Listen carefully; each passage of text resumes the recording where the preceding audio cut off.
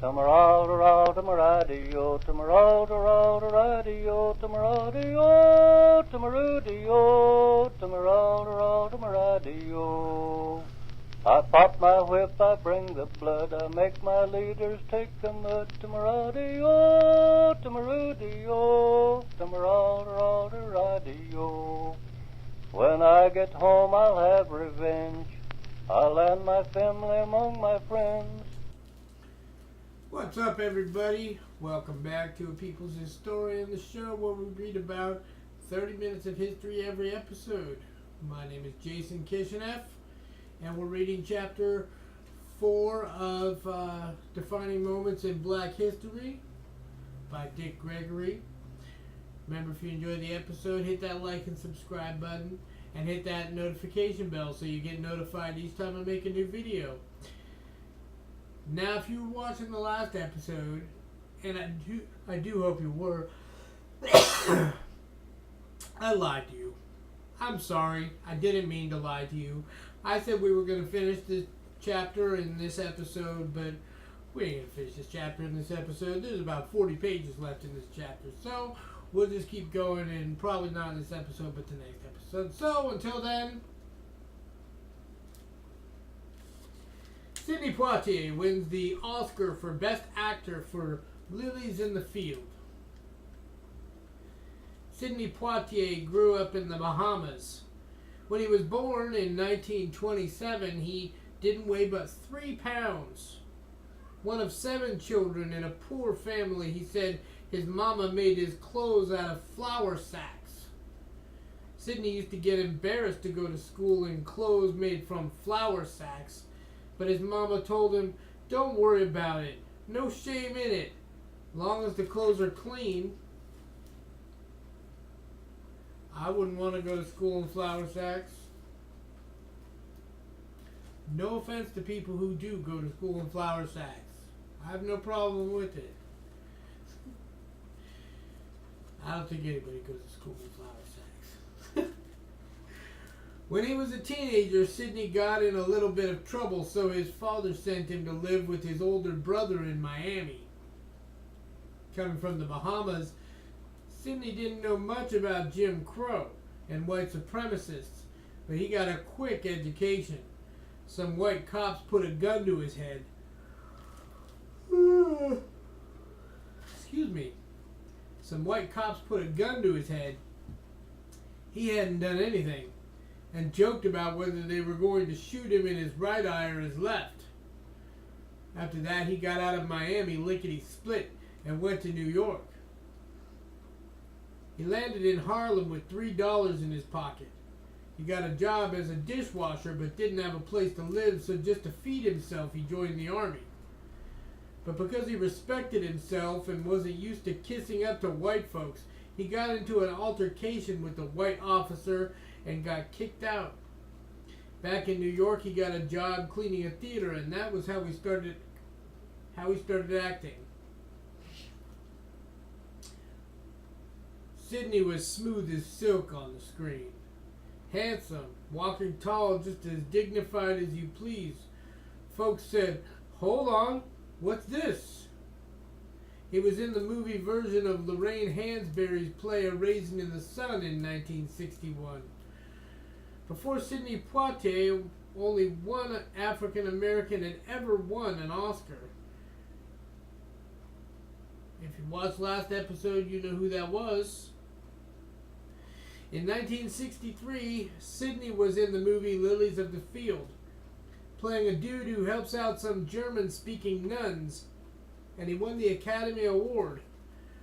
What black folks who saw it never forgot, though, was his role in The Heat of the Night in 1967. He played a black cop who goes down south to investigate a murder. In one scene, he questioned an old white dude. The dude doesn't like being questioned by a black man, so he slaps Sidney. In the movie script, Sidney's character was just supposed to look pissed off and walk out. But Sidney said, "Oh, hell no!" As soon as that white dude slapped him, Sidney slapped him right back. And they kept it in the movie. Nice. Black people had never seen anything like it before.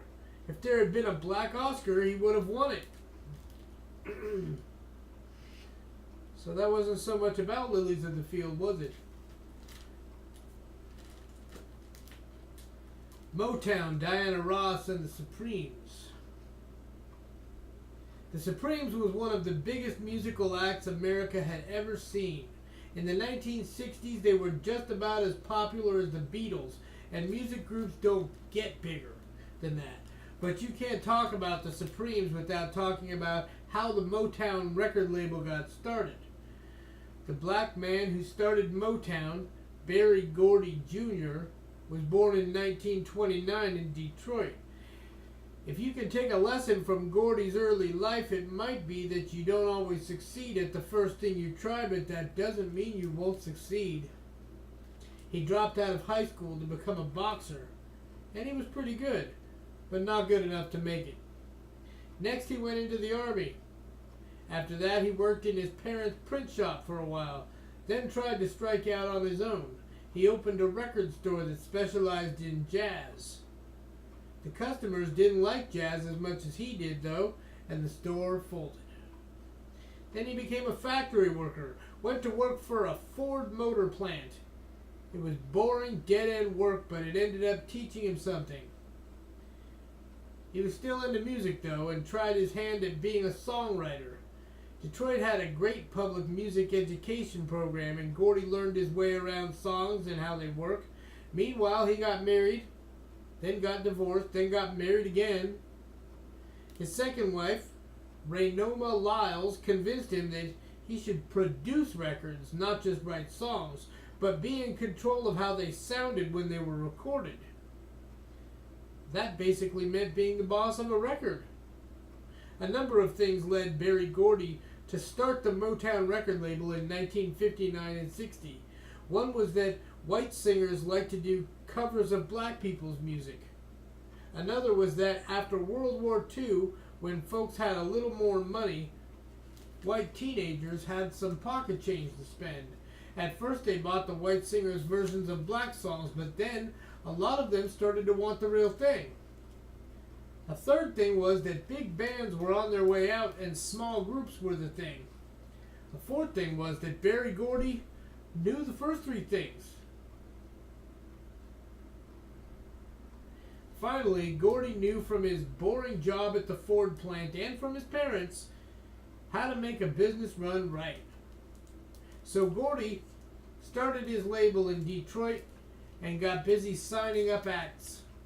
One of the first was the Miracles with badass Smokey Robinson, who sang and wrote songs for the Miracles and a lot of other Motown people. Gordy's whole thing was to make records by black artists that were enough like pop songs to be crossover hits, but enough like R&B songs to appeal to black folks. Gordy's plan worked, too. The singer Mary Wells had hits with songs like My Guy, which Smokey wrote, and the Miracles came out with Shop Around, which was a monster hit. Motown gave America a new sound.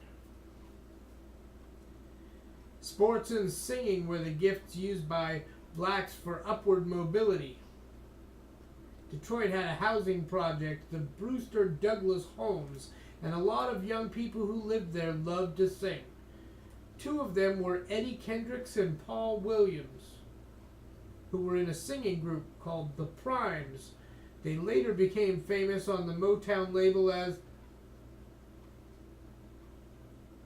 the Temptations.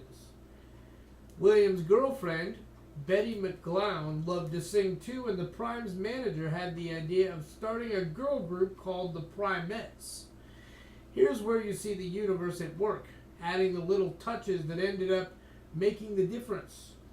Betty McGlown got her best friend, Mary Wilson, to be in the Primettes along with Florence Ballard. Mary Wilson had a classmate who joined too, almost as an afterthought. Her name was Diane Ross. Later she changed her first name to Diana. She became the biggest one of them all, the brightest star in the Motown constellation and one of the most famous music stars there are. The Primettes went to the Motown recording studios every day and bugged Berry Gordy until he let them be a part of the label. In small ways at first, like clapping their hands and singing background for some of the other Motown singers. Then they became a Motown group themselves and changed their name to the Supremes. It took them a while to get a hit, but when they hooked up with the black songwriting team, Lamont Dozier and two brothers, Brian and Eddie Holland, together the three went by the name Holland, Dozier, Holland. That's how the Supremes became a hit machine with songs like Baby Love, Stop in the Name of Love, Come See About Me, and Back in My Arms Again. They got better songs than that. Symphony. It's a great song. Next thing you knew, the Supremes were everywhere, all over the radio, all over TV. Probably their most famous television appearances were on the Ed Sullivan Show, which was just about the biggest thing on television at the time. It started in December 1964. Betty McGlown had left the group by then, and Berry Gordy had decided that Diana Ross should be the lead singer. So there were the Supremes on black and white TV with sleeveless, knee-length dresses. Diana in the middle, Ballard and Wilson singing backup. All three of them dancing in place with enough hair on top of their heads for them and three other women besides. Folks went crazy hearing them. And man, did they sound good.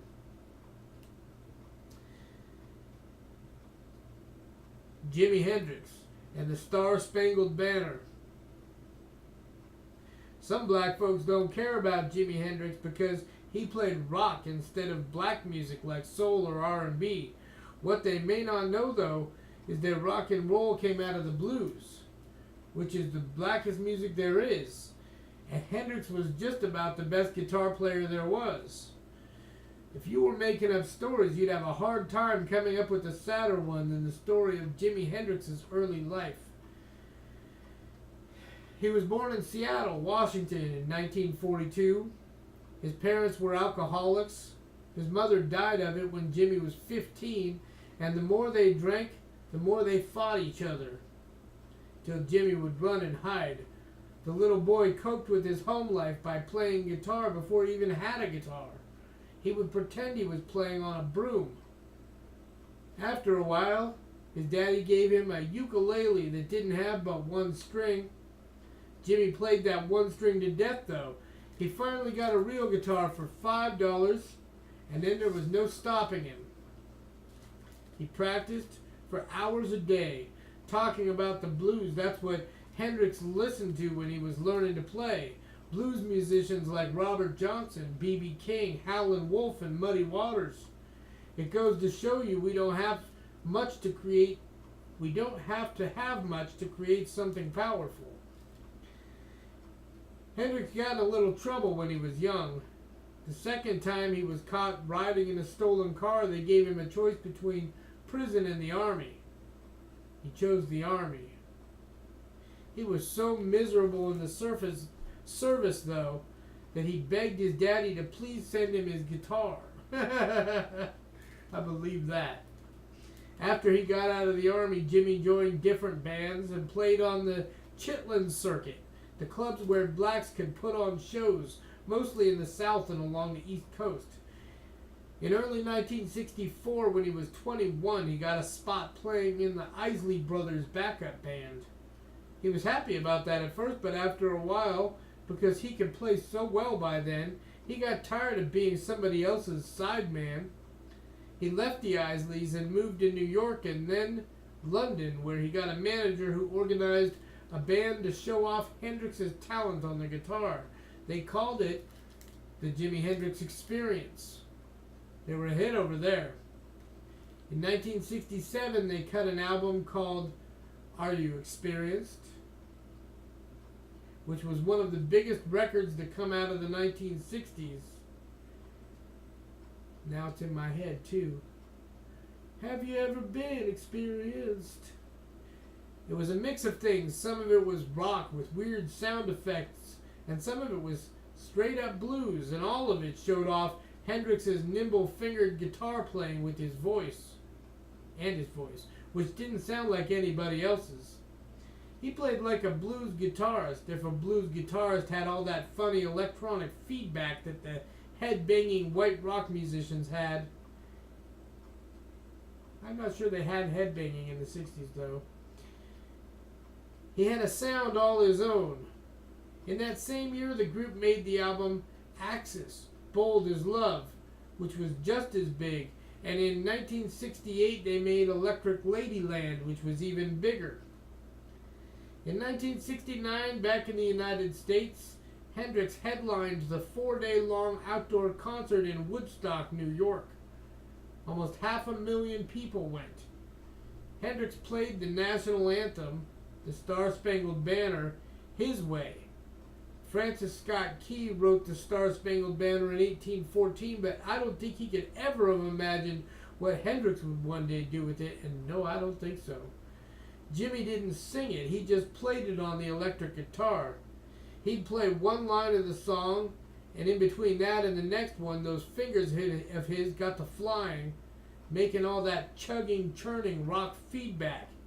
It was like he was saying, they say America's one way, but listen to how it really is. People talk about that performance. He didn't sing a word, but he said a whole lot. Hendrix brings to mind the way Whitney Houston transformed the same song during Super Bowl 25. Hendrix's performance was much more iconic, and he doesn't mention that Hendrix actually had like bomb sounds and stuff and airplanes. It was awesome.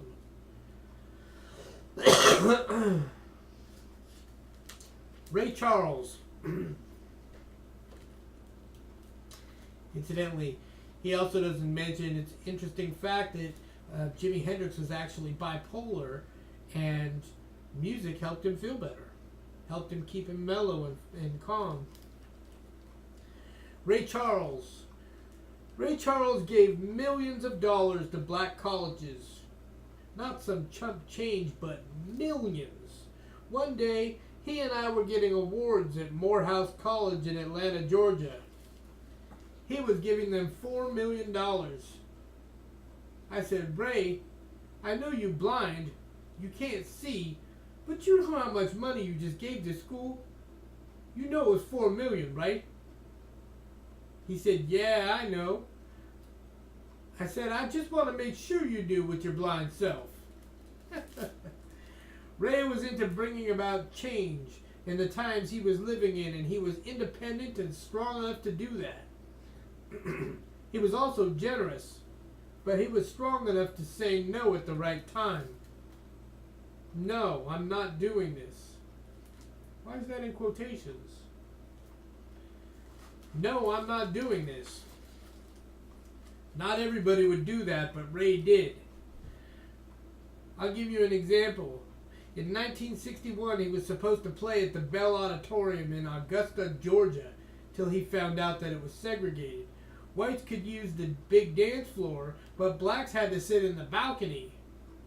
Ray didn't perform, and he told everybody why he wasn't performing, and then he left town. The promoter sued him, and Ray had to pay a fine, but he still wouldn't play in a segregated hall. That's who he was. He didn't play there the next year after they desegregated it. That's the only time I like celebrities, is when they consistently stand for something. Man, what a human. He was born in 1930 in Georgia and grew up in Florida. Grew up poor. His mother wasn't but a teenager herself. Ray wasn't born blind. What was probably worse, he lost his sight gradually, and he lost it completely when he was around 7 years old. His mama might have been young, but she had a little something on the ball. You might think that one good thing about going blind would be not having to do chores, but she made Ray do them anyway. The neighbors got on her about it, but she told them, he's blind, not stupid. Being blind didn't mean he couldn't do things. Not only that, but she told him that he had to do things for himself and other people. When Ray was 7, his mother enrolled him at the Florida School for the Deaf and Blind. He started playing music there, and he learned to read music by reading Braille. He learned classical music, but jazz, blues, and country were what really got him going. He started playing for money when he was a teenager, and in 1952, when he was 21, he signed a contract with Atlantic Records. I think the reason Ray could sing and play blues, soul, gospel, and country is because at bottom, all those musical styles are about feeling, being able to express how you and other people feel. And Ray could do that with his voice. You'd hear Ray sing and you'd know it wasn't anybody else. It was like that from the beginning. Listen to one of his early songs, It Should Have Been Me. He sings about seeing a guy with a real fine chick and thinking it should have been me with that real fine chick. And what dude hasn't thought that? Meanwhile, the song makes you want to snap your fingers. He could also sing about having a woman and being in love, like in I Got a Woman and Hallelujah, I Love Her So, which were a couple of his hits from the 1950s. For singing about being in love, though, nothing topped his song from 1962, I Can't Stop Loving You. He almost sounded like he was singing about a woman when he made Georgia on My Mind in 1960. Same with his version of America the Beautiful. The way he sang it, he almost made you believe it. When I got to know him, I found out he had been doing good stuff for the cause. If there was a civil rights fundraiser somewhere, somebody would say, hey man, let's go see if we can get Ray Charles to play. And maybe he would. But usually if you called Ray Charles about something like that, he'd send you a check. You know, for a history book, we sure are talking a lot about music. Not that that isn't part of history. But here's where we break with that. Richard Pryor and comic geniuses. I tell it like I see it. And I see it like this. If you're talking about the three greatest comic super geniuses on the planet, two of them were white. Mark Twain and Lenny Bruce. But I see it this way too. You name any field and there's going to be a black person in it somewhere. And not just in it, but doing it right. Showing other folks how it's done. That's one of the miraculous things about us, considering all we've been through, and it's true about comedy too. Because the third name is Richard Pryor. Richard Pryor's grandmother ran a whorehouse, and his mother was a whore. And I apologize that, we're not using the term sex worker, which is how I would phrase it, but I'm reading what he wrote. Now, you might not think that somebody would feel dignity or pride over that, but in the black community, that made you a big shot. Because people see all these important white men showing up where you live, since the whorehouse was there for the benefit of white men. For most folks, especially poor folks, the biggest thing in your life might be that Mr. So-and-so who owns such and such came by the ghetto. So that kind of made Richard Pryor important when he was growing up. But when he hit it big, and all that became public knowledge nationwide, and it wasn't a source of pride for him anymore. It wasn't a source of pride for him anymore. Through all of it, the stories that came out about his family, the fame, and all the rest, you never saw anybody more bashful in your life than Richard Pryor. When he wasn't on stage and the camera was off, when it came on, watch out. Get out the way. How do you explain that? It was there all the time, pinned in. You listen to Richard Pryor and just his voice itself makes you laugh. Because he sounds like he can't believe what he's telling you himself. There was a lot of pain in some of what he said. Humbleness too. And he couldn't get all that across in a way that would make you laugh until tears were streaming down. He could get all that across in a way that would make you laugh until tears were streaming down your face. That's genius. Sometimes he'd say something and it would be funny, but you'd have to think a minute before you realized how deep it was. A good example, In 1982, he did a record in a movie called Live on the Sunset Strip. The record won a Grammy Award. One of the stories he told on that record was about going to Africa and seeing black people everywhere, and how everybody he saw looked like a black person he knew back home. He said, "The winos I knew here, over there, they're diplomats. Look at this mother. That's what he's supposed to be."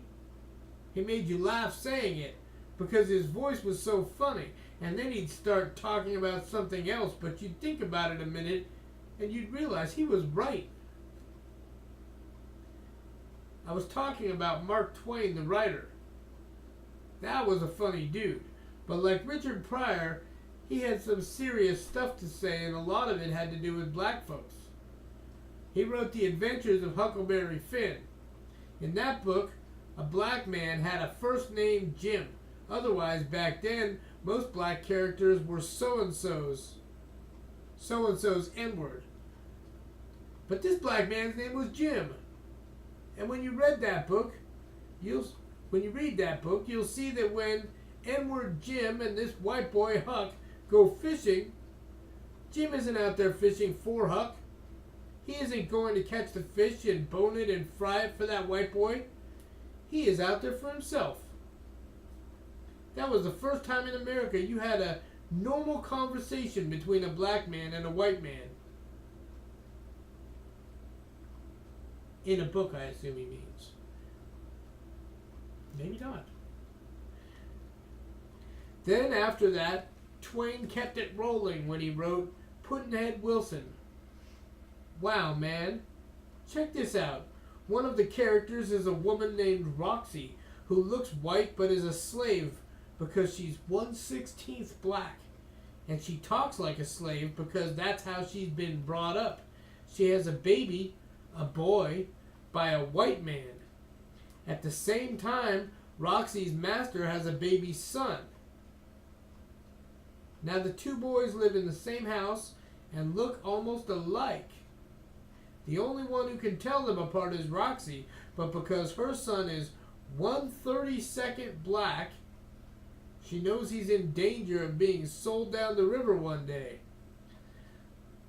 So she figures that the best way to protect her son, want to guess, is to switch the babies. From then on, her son is raised as the master's white son, and the master's white son is a slave called an N-word.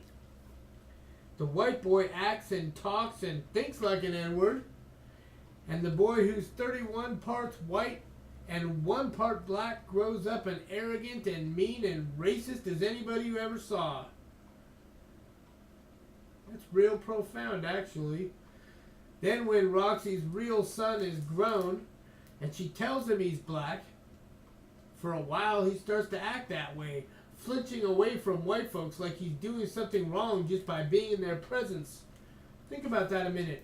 What's Twain saying? When you start to untangle it, you realize he's saying some heavy stuff. For one thing, and I'm not sure why we're talking about Mark Twain in this book, but let's go with it.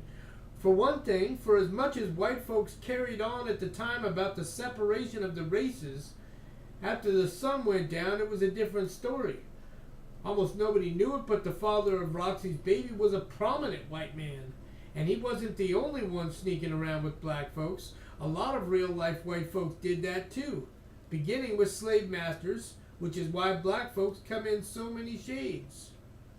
Then you think about how Roxy's son and the other boy acted and were treated based on what race they were and what other people thought they were, and you understand some of the absurdity of what we're dealing with.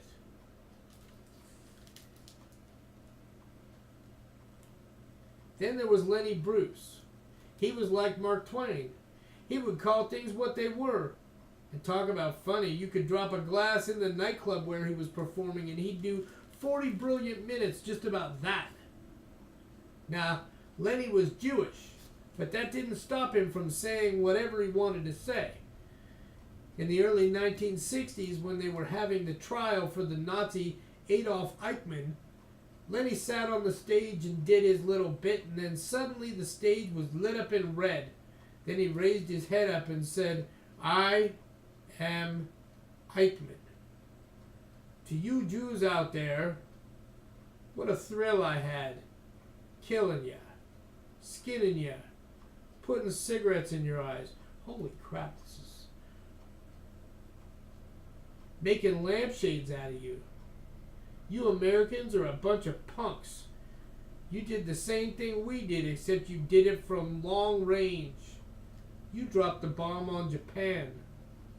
You didn't get to smell the flesh burning. Jesus. When he said that, you heard Jews in the room hollering and screaming. That is really hard for me to read because I'm Jewish. Lenny went on, I was in the room. I got to snatch their teeth out. The dogs that were biting them, we put false teeth on them that would cut through the nervous system, but y'all just thought they were ordinary dogs. Is that supposed to be comedy? It doesn't sound like comedy to me. It's just... oh. One day, Scotland Yard, the British police came to visit Lenny. They said, "We like to look at ourselves as a liberal nation. There's a big demand for you to come and play London, the Palladium, so we okayed it. But we want to let you know, if you say anything about the Queen, we're going to beat you right there on stage and then throw you in jail." Lenny said, "Oh, I would never do that." When he went over there to perform, the place was packed. Lenny walked on stage, and the first thing that crazy dude said was, "Did y'all know that Queen Elizabeth gave Winston Churchill the clap?" And Scotland Yard did what they said they were going to do. Now that doesn't have anything to do with black folks, but it's funny, right? In kind of a tragic way, maybe. I think we're getting on a half an hour. Should we do one more little part? Let's do one more little part. Stevie Wonder and Songs in the Key of Life. More music. Stevie Wonder. He is on a whole other level. He shouldn't even be talked about in the same breath as most entertainers. Stevie can do two things at once. He'll write and play songs that'll get your hips moving, but then it's also like his music is on a higher plane. It's like because he's blind, he's looking in instead of out, and what's in his mind is a musical landscape nobody else has ever seen, and he shares it with us, one song at a time.